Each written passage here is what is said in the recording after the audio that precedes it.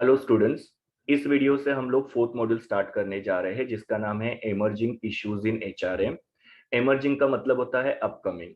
मतलब HR manager जब human resource management करते हैं तो उनको कौन से अपकमिंग प्रॉब्लम्स है जिसको फेस करना पड़ता है, वो अलग अलग प्रॉब्लम्स के बारे में हम लोग इस पर्टिकुलर मॉड्यूल के अंदर पढ़ने वाले हैं। So let us start. Now सबसे पहला प्रॉब्लम होता है हेल्थ एंड सेफ्टी का प्रॉब्लम।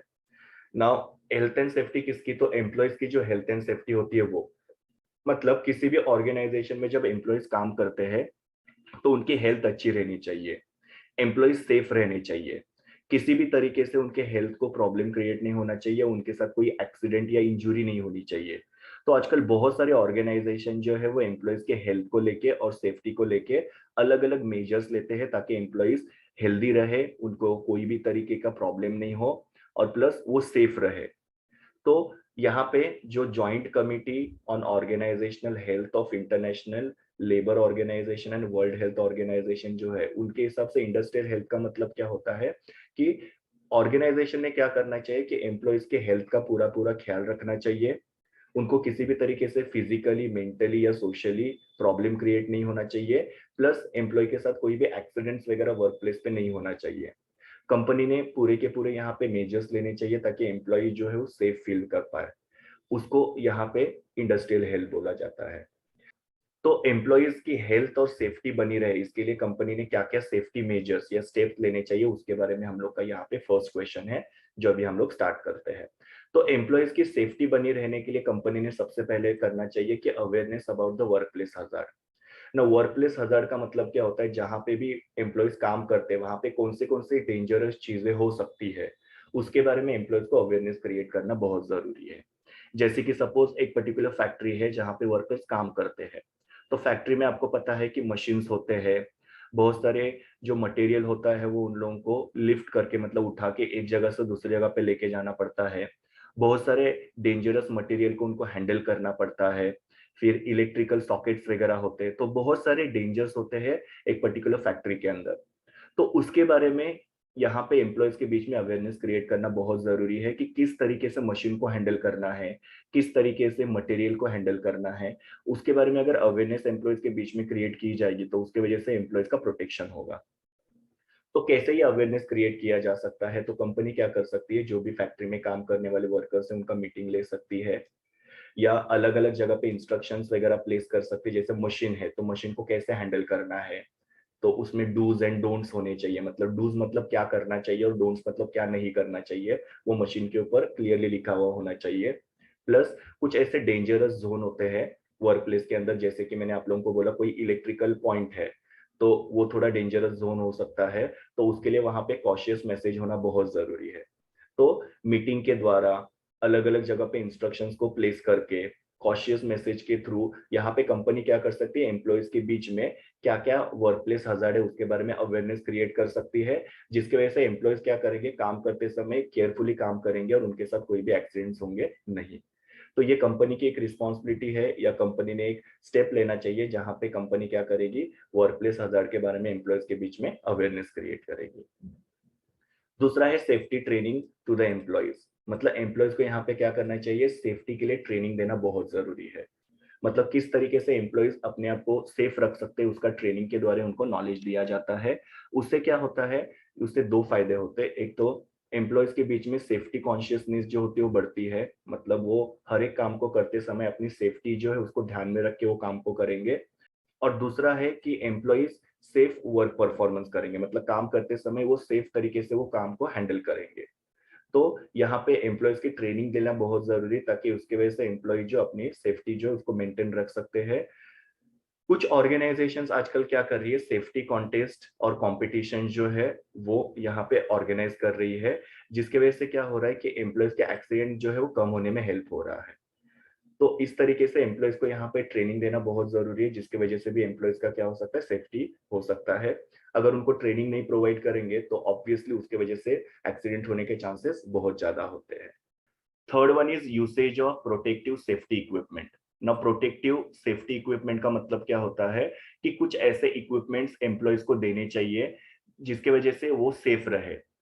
नाउ जब भी एम्प्लॉय इंडस्ट्रीज के अंदर काम करते हैं, फैक्ट्रीज के अंदर काम करते हैं या किसी लेबोरेटरीज में काम करते हैं, तो वहां पे ये प्रोटेक्टिव सेफ्टी इक्विपमेंट जो होते हैं काफी जरूरी होते हैं। तो उसमें क्या क्या चीजें इंक्लूड होती है, तो फेस मास्क एम्प्लॉयज को देना चाहिए, गॉगल्स देने चाहिए ताकि उनकी आंखें प्रोटेक्टेड रहे, डस्ट मास्क मतलब उनको एक मास्क देना चाहिए ताकि डस्ट जो उनके बॉडी में नहीं जाए, क्योंकि आपको पता है कि डस्ट की वजह से भी काफी सारी बीमारियां होती है, स्पेशली लंग्स के रिलेटेड। देन रेस्पिरेटर्स वगैरह जो होते हैं वो देने चाहिए ताकि जब भी उन लोगों को रेस्पिरेशन का प्रॉब्लम होता है, मतलब सांस लेने में वगैरह प्रॉब्लम होता है, तो उस समय उसको यूज किया जा सकता है। हियरिंग प्रोटेक्शन मतलब कानों के लिए उन लोगों को कोई प्रोटेक्शन अवेलेबल करके देना चाहिए, स्पेशली जहाँ पे फैक्ट्रीज में बहुत ज्यादा आवाजें होती है तो उसकी वजह से उसका प्रोटेक्शन हो, इसके लिए उनको हियरिंग प्रोटेक्शन देना चाहिए। प्रॉपर ग्लव्स एम्प्लॉयज को देना चाहिए, स्पेशली जब वो मशीन्स को वगैरह हैंडल करते हैं। तो ये कुछ प्रोटेक्टिव सेफ्टी इक्विपमेंट्स है जो एम्प्लॉयज को ऑर्गेनाइजेशन ने प्रोवाइड करनी चाहिए। उसी के साथ साथ safety glasses and plastic I shield होनी चाहिए टू प्रोटेक्ट द आई, मतलब उनको एक गॉगल वगैरह देना चाहिए। फिर बाद में उन लोगों को एक प्लास्टिक आई शील्ड देनी चाहिए ताकि उनकी आंखें जो है वो फायर की वजह से या डस्ट की वजह से या किसी भी फ्यूम की वजह से वगैरह प्रोटेक्टेड रहे। उसके बाद में जो भी इक्विपमेंट कंपनी के अंदर यूज किए जाते हैं उसके अंदर लेबल्स और साइन होने चाहिए ताकि एम्प्लॉयज को एक गाइडेंस मिले कि किस तरीके से वो इक्विपमेंट को यूज करना है। जैसे मशीन्स वगैरह होती है तो मशीन को कैसे ऑन करना है, कैसे ऑफ करना है, उसका लेबल वहां पे होना चाहिए या साइन वगैरह वहां पे होना चाहिए। या कोई मटेरियल है तो मटेरियल को कैसे हैंडल करना है तो उसका वहां पे लेबल होना चाहिए, साइन होना चाहिए, ताकि एम्प्लॉयज को एक प्रॉपर गाइडेंस मिले और प्रॉपर तरीके से वो इक्विपमेंट को हैंडल कर पाए और उनके साथ कोई भी एक्सीडेंट वहां पे नहीं हो। फिर बाद में पीपीई मतलब पर्सनल प्रोटेक्शन इक्विपमेंट जो होता है वो एम्प्लॉयज को देना चाहिए, स्पेशली जो कंस्ट्रक्शन साइट पे एम्प्लॉयज काम करते हैं वो, क्योंकि कंस्ट्रक्शन साइट पे क्या होता है कि बड़े बड़े बिल्डिंग्स के अंदर उनको काम करना पड़ सकता है। तो वहां पे क्या होता है कि एम्प्लॉयज जब बिल्डिंग के एक्सटीरियर में काम करते हैं, मतलब बाहर के हिस्से पे काम करते हैं, तो वहां पे उनको अगर सपोज सेफ्टी बेल्ट वगैरह नहीं दिया गया तो उसके वजह से क्या हो सकता है कि एम्प्लॉय जो है वो गिर सकते हैं, तो उनके साथ वो प्रॉब्लम नहीं हो, इसके लिए उन लोगों को वो सेफ्टी बेल्ट वगैरह देना चाहिए। प्लस कंस्ट्रक्शन साइट के ऊपर बहुत सारा या धूल वगैरह होता है, तो वो धूल से बचने के लिए वहां पे उनको पर्सनल प्रोटेक्शन इक्विपमेंट वगैरह जो होते हैं वो देने चाहिए। तो इस तरीके से यहाँ पे अलग अलग प्रोटेक्टिव सेफ्टी इक्विपमेंट्स एम्प्लॉयज को देने की वजह से एम्प्लॉयज का प्रोटेक्शन हो सकता है। Then avoid unsafe working condition, मतलब कि कंपनी के अंदर कोई भी अनसेफ वर्किंग कंडीशन नहीं होनी चाहिए, जैसे कि यहाँ पे दिया है, to avoid the accident on regular intervals the machineries and equipment must be maintain and checked. मतलब कंपनी ने क्या करना चाहिए कि जो भी मशीन्स है, जो भी इक्विपमेंट्स है, उनको टाइम टू टाइम चेक करना चाहिए, क्योंकि आप लोगों को पता है कि मशीन्स अगर खराब हो जाती है या वो प्रॉपरली फंक्शन नहीं करती है तो उसकी वजह से क्या होता है, एक्सीडेंट के चांसेस बहुत ज्यादा होते हैं। तो मशीन को प्रॉपरली मेंटेन करना चाहिए, चेक करते रहना चाहिए। The organisation must provide clean working space for the employees, मतलब जो भी ऑफिस प्रीमाइसेस है, फैक्ट्रीज वगैरह है या लेबोरेटरीज है, तो वो एकदम क्लीन होने चाहिए, क्योंकि डर्ट होता है तो उसकी वजह से भी बीमारियां जो होती है वो लगना शुरू हो जाता है। तो इसके लिए जहां पे भी काम किया जा रहा है वो एकदम क्लीन होना चाहिए। Wherever required, instructions must be placed about the restricted zone, danger zone, etc. मतलब ऐसे अगर कोई एरियाज है जो रिस्ट्रिक्टेड है या डेंजरस है तो वहां पे उसके रिलेटेड लेबल वगैरह, इंस्ट्रक्शंस वगैरह लगाना चाहिए ताकि लोग वहां पे एंटर नहीं करेंगे।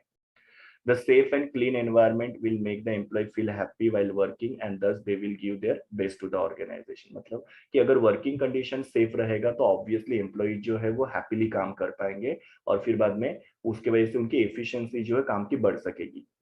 जैसे कि आप लोग हॉस्पिटल्स में जाते हो तो हॉस्पिटल में कुछ ऐसे वार्ड्स होते हैं जहां पे लोगों को एंट्री नहीं होती है, तो वहां पे क्लियरली लिखा रहता है।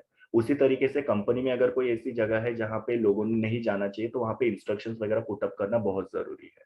प्लस जैसे मैंने आप लोगों को बोला कि जो भी मशीन है, जो भी इक्विपमेंट्स है, उसको मेंटेन रखना चाहिए ताकि उसमें से किसी का भी एक्सीडेंट नहीं हो।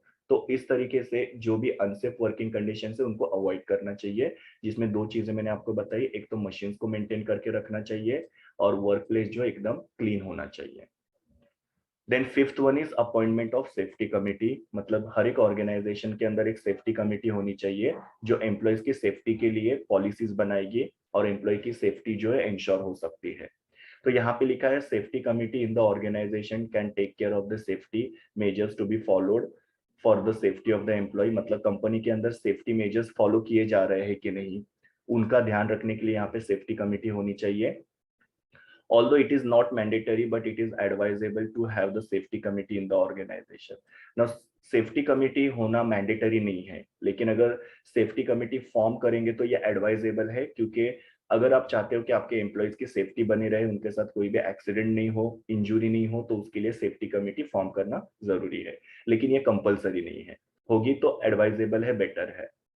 The committee include chairperson, vice chairperson, secretary and general members. और ये कमिटी के अंदर कौन कौन हो सकते हैं, तो चेयरपर्सन जो है कंपनी के, वाइस चेयरपर्सन, सेक्रेटरी और जो भी दूसरे मेंबर्स होंगे वो लोग यहाँ पे कमिटी में मेंबर बन सकते हैं। The committee must consist of combination of workers and the management. अभी ये कमिटी के अंदर कुछ वर्कर्स होने चाहिए, कुछ मैनेजमेंट के लोग होने चाहिए। वर्कर जो है और मैनेजमेंट जो, इनका अगर प्रॉपर कॉम्बिनेशन रहेगा तो उसके वजह से क्या होगा कि जो भी पॉलिसीज है वो पॉलिसी बनाने में थोड़ा सा बेटर रहेगा, क्योंकि वर्कर जो है वो वर्कर्स के पॉइंट ऑफ व्यू से सोचेंगे, मैनेजमेंट जो कंपनी के पॉइंट ऑफ व्यू से सोचेंगे, और उसके हिसाब से प्रॉपर पॉलिसीज यहाँ पे बन पाएगी। तो जब भी ये सेफ्टी कमिटी फ्रेम की जा रही है तो वहां पे वर्कर्स का पार्टिसिपेशन और मैनेजमेंट का पार्टिसिपेशन होना बहुत जरूरी है। मतलब वर्कर्स में से कुछ लोगों को ये कमिटी में मेंबर बनाना चाहिए और मैनेजमेंट के कुछ लोग ये कमिटी के अंदर होना जरूरी है। The prime objective of this committee is to ensure that the employees are working in a safe environment and all the safety measures are followed। अभी ये जो कमिटी, इसका ऑब्जेक्टिव क्या होता है, तो मैंने ऑलरेडी आप लोगों को बताया कि वर्कर्स को एक सेफ वर्किंग एनवायरनमेंट मिलना चाहिए, प्लस कंपनी के अंदर जो भी सेफ्टी मेजर्स मैंने ऊपर आप लोगों को बताया वो फॉलो किए जा रहे हैं कि नहीं, उसके ऊपर एक वॉच रखा जा सकता है। Then next one is safe working condition. मतलब जहां पे भी एम्प्लॉयज काम करते हैं वहां पे सेफ वर्किंग कंडीशन होना चाहिए ना। वर्किंग कंडीशन के अंदर क्या क्या यहाँ पे इंक्लूड होता है, तो लाइटिंग फैसिलिटी होना चाहिए, वेंटिलेशन वगैरह होने चाहिए। वेंटिलेशन मतलब खिड़कियां होनी चाहिए, फैन होना चाहिए या एसी एटलीस्ट होना चाहिए। उसके बाद में क्लीन सैनिटेशन फैसिलिटी, बाथरूम्स वगैरह जो है वो अवेलेबल होने चाहिए, बिकॉज ये बेसिक नीड होती है। Then protection from the noise and dust pollution, जो भी नॉइज और डस्ट पॉल्यूशन क्रिएट होता है तो उसके वजह से मैंने आप लोगों को बोला कि एम्प्लॉय को जो भी सेफ्टी किट है वो अवेलेबल करके देना चाहिए। Installing fire extinguisher on every floor and also set instructions stating the usage of the same. मतलब हर एक फ्लोर के ऊपर फायर एक्सटिंग्विशर होना जरूरी है, बिकॉज वो फैक्ट्रीज है या फिर सपोज वो लैबोरेटरीज है तो वहां पे कभी भी आग वगैरह लग सकती है, तो फायर एक्सटिंग्विशर होना बहुत जरूरी है। तो आप लोग किसी भी फैक्ट्री में, किसी भी इंडस्ट्री में जाओगे तो वहां पे आप लोग देखना कि हर एक फ्लोर पे आपको प्रॉपर फायर एक्सटिंग्विशर जो है वो दिखाई देगा, ताकि जब भी कोई इमरजेंसी वगैरह आएगी तो उसका यूटिलाइजेशन किया जा सकता है और उसकी वजह से सबका प्रोटेक्शन हो सकता है। Next one is safety engineering. Now safety engineering क्या होता है उसके बारे में यहाँ पे लिखा हुआ है। The most important function of safety engineering is to eliminate the risk posed by the operations of the machines, by the structure and layout of the plant equipment। मतलब यहाँ पे क्या है कि किसी भी तरीके से जो भी मशीन्स है उसके वजह से रिस्क नहीं होनी चाहिए, प्लस जो भी यहाँ पे प्रोडक्ट प्रोड्यूस किया जा रहा है उसके प्रोसेस से किसी भी तरीके से रिस्क नहीं होना चाहिए। फिर बाद में जो भी प्लांट है या जो भी इंडस्ट्रीज या फैक्ट्रीज है उसका लेआउट जो है या स्ट्रक्चर जो है वो प्रॉपर होना चाहिए। मतलब कि सपोज कोई इंडस्ट्रियल एरिया है जहाँ पे स्टेयरकेस जो है वो टूटे हुए हैं या प्रॉपर नहीं है, या सपोज कोई भी दीवार जो है वो टूटी हुई है, तो ऐसा नहीं होना चाहिए। तो यहाँ पे मशीन्स जो है वो भी प्रॉपर होने चाहिए, जो भी प्रोडक्ट प्रोड्यूस किया जा रहा है उसका प्रोसेस जो है वो भी सेफ होना चाहिए, प्लस यहाँ पे जो भी प्लांट है उसका स्ट्रक्चर और लेआउट जो है वो भी प्रॉपर होना चाहिए। इसके वजह से किसी को भी रिस्क नहीं होना चाहिए, उसको सेफ्टी इंजीनियरिंग बोला जाता है ना। यहाँ पे उन्होंने और क्या बोला है कि जो भी मशीन्स डेंजरस है उसको प्रॉपरली फेंस करके रखना चाहिए। फेंस मतलब कि उसको प्रॉपरली कवर करके रखना चाहिए जब भी वो मशीन को ऑपरेट किया जाता है, नहीं तो फिर उसकी वजह से एक्सीडेंट्स होने के चांसेस हो सकते हैं। तो सेफ्टी इंजीनियरिंग में आप लोगों को ये लाइंस को याद रखना है। Eliminate the risk posed by the operation of machine, machine की वजह से जो भी रिस्क होता है उसको एलिमिनेट करना। By the processes of the manufacturing of the product, मतलब प्रोडक्ट को मैन्युफैक्चर करते समय जो भी रिस्क होता है उसको एलिमिनेट करना, क्योंकि काफी सारे ऐसे प्रोडक्ट्स होते हैं जिनको बनाते समय बहुत सारे रिस्क हो सकती है। जैसे कि कोई केमिकल का प्रोडक्ट जो है वो बनाया जा रहा है तो उसकी वजह से एम्प्लॉयज के हेल्थ को प्रॉब्लम हो सकता है, तो उस रिस्क को यहाँ पे एलिमिनेट करने की कोशिश करना। प्लस जो भी प्लांट है, इक्विपमेंट्स है, उनका स्ट्रक्चर और लेआउट जो प्रॉपर होना चाहिए। स्ट्रक्चर और लेआउट मतलब क्या, कहीं पे भी बिल्डिंग के अंदर या फिर फैक्ट्री के अंदर कोई भी चीज टूटी नहीं होनी चाहिए, सब कुछ प्रॉपर होना चाहिए, और उसकी वजह से क्या होगा, एम्प्लॉयज की सेफ्टी जो है बनी रह सकती है। Then next one is safety audit. Now safety audit का मतलब क्या होता है, जैसे अकाउंट्स का ऑडिट होता है, मतलब अकाउंट्स को चेक किया जाता है और अकाउंट जो है फेयर और ट्रू है कि नहीं वो फाइंड आउट किया जाता है। उसी तरीके से किसी भी ऑर्गेनाइजेशन के अंदर या किसी भी इंडस्ट्रियल स्टेट के अंदर सेफ्टी ऑडिट किया जाता है ना। ऑर्गेनाइजेशन के अंदर सेफ्टी ऑडिट कैसे किया जाता है, तो मशीन्स वगैरह प्रॉपर है कि नहीं वो चेक किया जाता है। फिर बाद में जो भी फैक्ट्री है उसकी दीवारें या उसका जो रूफ है या छत है वो प्रॉपर है कि नहीं वो सब यहाँ पे चेक किया जाता है। फिर जो भी सेफ्टी इक्विपमेंट्स है वो प्रॉपर है कि नहीं वो वहां पे चेक किया जाता है, क्योंकि काफी बार ऐसे हो सकता है कि जो भी फायर एक्सटिंग्विशर है वो वहां पे लटका के रखा है लेकिन वो फायर एक्सटिंग्विशर को रिफिल नहीं किया है, तो वो सब यहाँ पे चेक किया जाता है। तो ये हो गया कि जो भी फैक्ट्री का ओनर है वो अपने फैक्ट्री के अंदर सब चीजें जो है सेफ्टी के रिलेटेड उसका ऑडिटिंग या चेकिंग करता है। सेम तरीके से जो भी इंडस्ट्रियल इस्टेट्स होते हैं, मतलब बड़ी बड़ी इंडस्ट्रीज होती है, तो उसका भी सेफ्टी ऑडिट किया जाता है। जैसे कि वो जो इंडस्ट्रियल इस्टेट है वहां पे प्रॉपर दीवारें वगैरह है कि नहीं, उसका छत प्रॉपर है कि नहीं, फिर बाद में वहां पे स्टेयरकेस प्रॉपर है कि नहीं, वहां पे कोई मटेरियल ऐसे एंट्रेंस पे या एग्जिट पे तो नहीं रखा है ना, फायर एक्सटिंग्विशर प्रॉपर रिफिल करके रखा हुआ है कि नहीं, फिर सेफ्टी मेजर जो वो प्रॉपरली वहां पे अवेलेबल है कि नहीं, वो सब चीजों को यहाँ पे गवर्नमेंट की तरफ से चेक किया जाता है, उसको सेफ्टी ऑडिट बोला जाता है। तो सेफ्टी ऑडिट जो होता है वो ये चेक करने के लिए होता है कि कंपनी के अंदर या फिर जो भी इंडस्ट्रियल इस्टेट है उसके अंदर प्रॉपर सब कुछ सेफ्टी के रिलेटेड चीजें जो है वो मेजर्स लिए है कि नहीं, वो सब यहाँ पे चेक किया जाता है। अगर सपोज किसी भी इंडस्ट्रियल इस्टेट का गवर्नमेंट ऑफिसर ने सेफ्टी ऑडिट किया और उनको कहीं पे कुछ चीजें फॉल्टी लगी, जैसे कि फायर एक्सटिंग्विशर को रिफिल नहीं किया है, या सपोज स्टेयरकेस में कोई प्रॉब्लम है, या जो भी लॉबी होती है वहां पे बहुत सारे मटेरियल जो है रखा है जिसकी वजह से आने जाने में दिक्कत होती है, तो वो जो गवर्नमेंट के ऑफिसर्स होते हैं वो क्या करते हैं, जो इंडस्ट्री के मैनेजमेंट होते हैं उनको रिकमेंड करते हैं कि ये सब चीजें जो इतने दिनों में क्लियर होनी चाहिए या ये सब चीजों के ऊपर इतने दिनों में एक्शन लेना चाहिए। अगर वैसा उस इंडस्ट्री के जो मैनेजमेंट है उन्होंने नहीं किया तो उनके अगेंस्ट एक्शन लिया जा सकता है। तो सेम तरीके से कंपनी के अंदर भी हो सकता है कि कंपनी के एक सेफ्टी ऑडिटर को अपॉइंट करती है, जहां पे कंपनी के अंदर सारी चीजें प्रॉपर है कि नहीं, सेफ्टी के सारे मेजर्स लिए हैं कि नहीं, वो वहां पे वो आके चेक करते हैं। और ये जो सेफ्टी ऑडिट है वो ईयरली बेसिस पे हो सकता है, और उसकी वजह से भी क्या होगा कि कंपनी के अंदर सारी सेफ्टी मेजर्स फॉलो किए जा रहे हैं कि नहीं वो यहाँ पे चेक किया जा सकता है। And the last one is appreciation for adopting the safety measures, मतलब एम्प्लॉइज जो है वो सेफ्टी मेजर्स को अडॉप्ट करते हैं तो उनको अप्रिशिएट करना चाहिए। जैसे कि सपोज कुछ पर्टिकुलर एम्प्लॉइज है जो हमेशा सेफ्टी मेजर को अडॉप्ट करते हैं, मतलब इंस्ट्रक्शन के हिसाब से मशीन को हैंडल करते हैं, या जो भी उन लोगों को सेफ्टी किट प्रोवाइड किया उसको यूज करके उसके बाद में ही वो लोग प्रोडक्शन करते हैं या जो भी एक्टिविटी है वो करते हैं, तो ऐसे एम्प्लॉइज को अप्रिशिएट करना बहुत जरूरी है। उसकी वजह से क्या होगा, दूसरे एम्प्लॉइज जो है वो सेफ्टी मेजर्स को अडॉप्ट करने के लिए एनकरेज हो सकते हैं, और कंपनी के अंदर सेफ्टी जो है वो मेंटेन हो सकती है और किसी भी तरीके से एक्सीडेंट वगैरह कंपनी के अंदर होंगे नहीं। तो जो भी एम्प्लॉइज सेफ्टी मेजर्स को अडॉप्ट करते हैं उन लोगों को अप्रिशिएट करना यहाँ पे बहुत जरूरी है। तो ये अलग अलग मैंने आप लोगों को सेफ्टी मेजर्स बताए जो एम्प्लॉइज की सेफ्टी को मेंटेन रखने के लिए हर एक ऑर्गेनाइजेशन ने फॉलो करना बहुत ही जरूरी है। So this was all about safety measures. Thank you, students. We will meet in the next video.